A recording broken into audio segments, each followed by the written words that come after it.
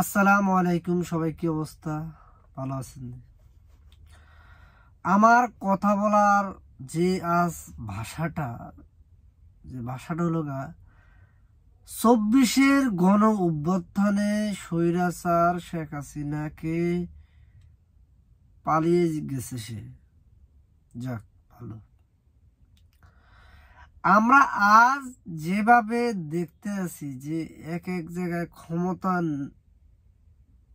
জন্য পাগল হয়ে গেছে, ভাই আপনাদের কাছে আমাদের আহ্বান যে যারা জীবন দিয়েছে, শত শত মায়ের বুক খালি হয়েছে, এই খালি বুকটাকে আপনারা পুরা করতে পারবেন? পারবেন না। দেশে নির্বাচন হবে, সব হবে, কোনো সমস্যা নেই, কোনো কিছু থেমে থাকবে না কোনো লোকের জন্য। যারা শত মায়ের বুক খালি করছে তাদের তো বিচার হইতে হবে। বিচার তো এটা হলে হবে না, জনতার বিচার হলে হবে না, জনতার আদালতে তাদের বিচার করতে হবে। কোরআনের সুশিক্ষা যদি থাকতো তাহলে মানুষ এত দুর্নীতির সাথে লিপ্ত হতো না, মানুষ ক্ষমতালোভী হতো না। আজ আমাদের ভিতরে দিনের শিক্ষাটা নাই বিদে দেখা আমরা ওই মুচির ছেলে নাচি, নাচের ছেলে মুচি ক্ষমতা দখল করতে চাচ্ছি। আমাদের এই পরিস্থিতি হয়ে গেছে। যার আল্লাহ পাক রিজিকে রাখছে সে সরকার গঠন করবে, এটা আমাদের কোনো সমস্যা নাই।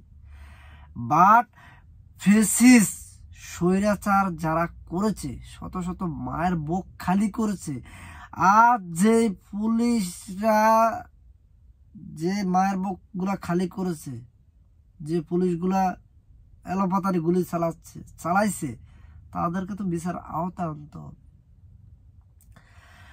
আমরা সবাই মিলে তো ওই সন্ত্রাসীদেরকে আইনের আওতায় সমুদ্ধ করতে হবে, এগুলো বুঝতে হবে। কিছু শ্রেণীর লোক তার বাপের এজেন্ডা বাস্তবায়ন করার জন্য এতদিন ক্ষমতা ছিল, লোকগুলাকে, নির্দোষ লোকগুলাকে ফাঁসি দিছে, ওয়াজ মাহফিলে কাউন্টার দিয়েছে।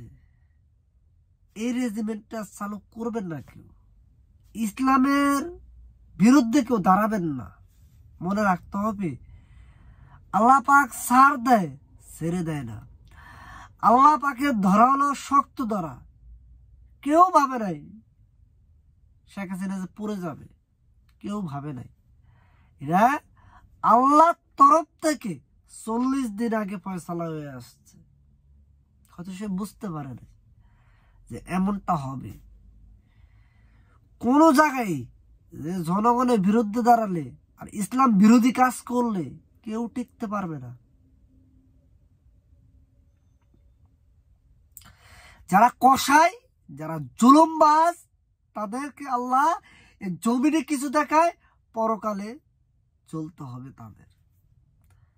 মনে রাখতে হবে তোমাদের, শত শত মায়ের বুকের কান্না, বোনদের বিধবার আওয়াজের এখনো বাংলাদেশের জমিন কাঁধে।